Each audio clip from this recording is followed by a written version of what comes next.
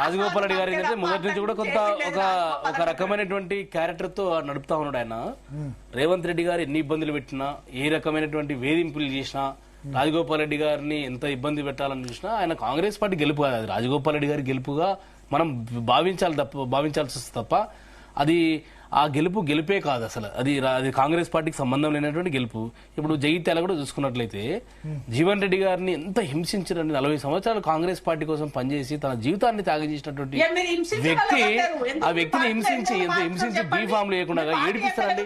ఆయన ఏడ్చిండు పాపం. వీళ్ళకి ఏం మాట్లాడేలాగా ఇట్లా అసలే ఉంటారు, వీళ్ళకి ఏం పని పాట ఏమి ఉండదు.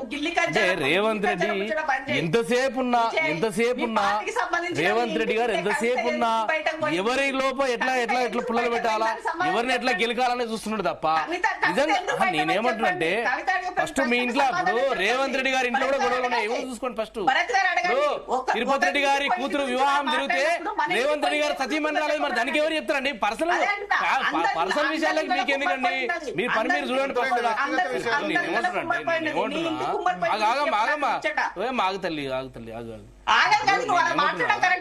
కాంగ్రెస్ పార్టీ ఎన్ని రకాల ఇబ్బందులు పెట్టినా, ఎన్ని ఏ రకంగా వేధింపులు గురి చేసినా బీఆర్ఎస్ పార్టీ చాలా గొప్ప విజయాన్ని సాధించింది. ఇప్పుడు చూడు ఐజమ్మస్ పార్టీ కూడా క్లారిటీ ఇచ్చింది. 14 బీఆర్ఎస్ పార్టీ గెలిచింది, 6 కాంగ్రెస్ గెలిచింది. రాపండి. సో ఇప్పుడు రాష్ట్రంలో ఎక్కడ చూసినా కూడా ఏ మూలన చూసినా అక్రాస్ ద తెలంగాణ చూసుకున్నట్లయితే బీఆర్ఎస్ పార్టీకి చాలా ఓట్ల రూపకంగా పర్సంటేజ్ పెరుగుతా ఉంది.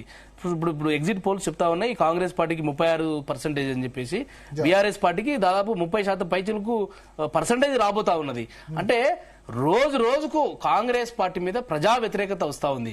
దాన్ని ప్రజలకు కావాల్సిన ఇచ్చినటువంటి హామీలని నెరవేర్చలేదు కాబట్టి ప్రజల పక్షాన ప్రధానమైనటువంటి ప్రతిపక్ష పార్టీగా ఈరోజు బీఆర్ఎస్ పార్టీ ఒకవైపు మా పార్టీ వర్కింగ్ ప్రెసిడెంట్ కేటీఆర్ గారు, ఇంకోవైపు మా పార్టీ ఎల్పీ ఉపనాయకుడు అయినటువంటి హరీష్ రావు గారు కాలుకు బల్పం కట్టుకొని ఎన్నికల కమిషన్ ఒక లిమిటెడ్ టైం ఇచ్చినప్పటికీ కూడా, ఎంత తక్కువ సమయం కుట్రలు చేసి తక్కువ సమయం కుదించినప్పుడు కూడా ఎన్నికల ప్రక్రియని మేము సాధ్యమైనంత వరకు ఎక్కువ సమావేశాలకు అటెండ్ అయ్యి సాధ్యమైనంత వరకు ఎక్కువ స్థానాలు గెలిచేటువంటి ప్రయత్నం జరుగుతూ ఉంది. కాబట్టి ఇది ఈ ప్రభుత్వానికి మరి రేవంత్ రెడ్డి గారు రెఫరెండం అనుకుంటారా? ఇంకో పొద్దున ఒక టీవీలో ఒక ఆయన చూసి చెప్పిండు 100కు తక్కువ రావు, మాకు 100కు పైన వస్తాయని చెప్పేసి. 100 స్థానాలు రాకపోతే ఇప్పుడు ముఖ్యమంత్రి రాజీనామా చేస్తాడా? అదే 100 మున్సిపాలిటీలు రాకపోతే ఇప్పుడు ముఖ్యమంత్రి రాజీనామా చేస్తాడా? ప్రకటించమని చెప్పండి. ఇప్పుడు కాంగ్రెస్ పార్టీ ప్రకటించమని ఇప్పుడు నేనేమంటారు అంటే ఇప్పుడు ఆల్రెడీ 10 మంది ఎమ్మెల్యేలను కొనుక్కొని పోయిండు, తీసుకుపోయిన కాడ ఏ రకంగా ప్రజలు అర్థమవుతా ఉంది. నేనేమంటే మేము అట్లా చేసాం కాబట్టి మమ్మల్ని ఇంట్లో కూర్చోబెట్టిరు. మరి వీళ్ళు ఏమన్నారు, మేము న్యాయపత్రం అని చెప్పేసి రాహుల్ గాంధీ పొంకరాలు వలికింది. మరి అలా న్యాయపత్రం ఎక్కడ పోయింది? పార్టీ ఫిరాయింపు చేసిన వెంటనే సెకండ్లనే సస్పెన్షన్ పెట్టబడాలని చెప్పేసి మాట్లాడినటువంటి కాంగ్రెస్ పార్టీ అలా మనం ఎక్కడ పోయింది అలా?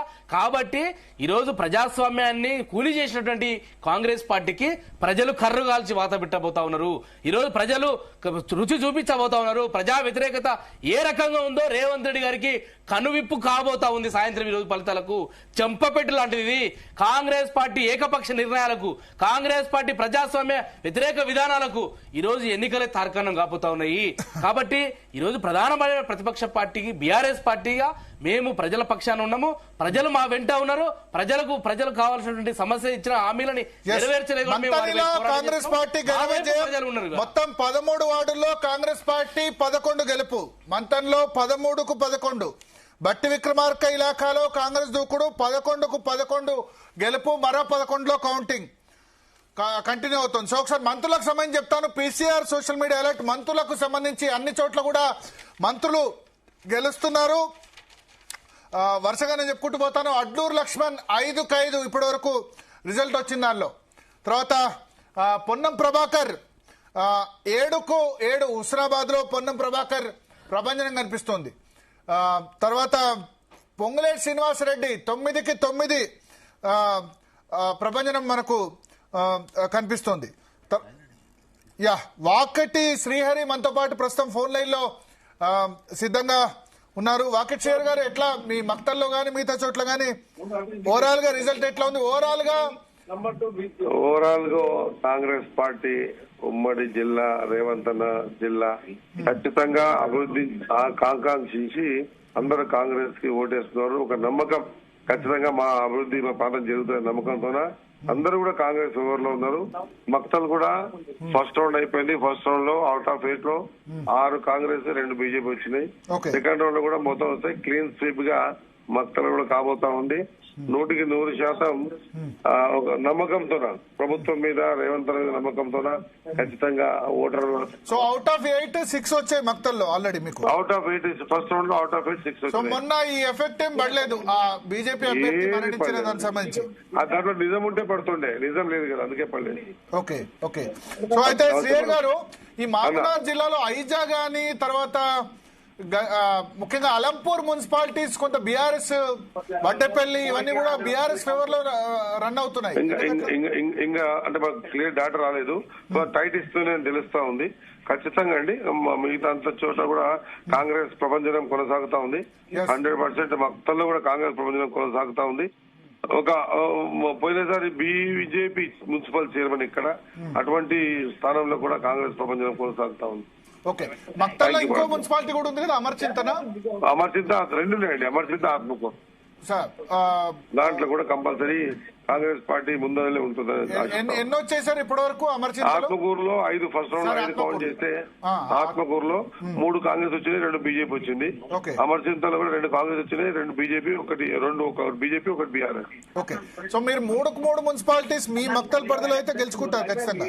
అన్నా ఖచ్చితంగా. Okay okay. థ్యాంక్ యూ వాకిట్ శ్రీయర్ గారు. సో ఇంకో సర్ప్రైజింగ్, అశ్వారావుపేటలో కూడా బీజేపీ బోని కొట్టింది.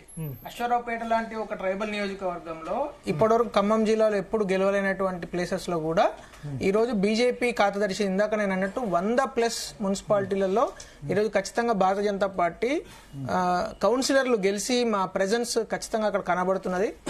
సరే, ఇప్పుడు అధికారంలో కాంగ్రెస్ పార్టీ ఉంది. అధికార దుర్వినియోగంలో కాంగ్రెస్ పార్టీ 75 సంవత్సరాల ఎక్స్పీరియన్స్ కూడా ఉంది వాళ్ళకు.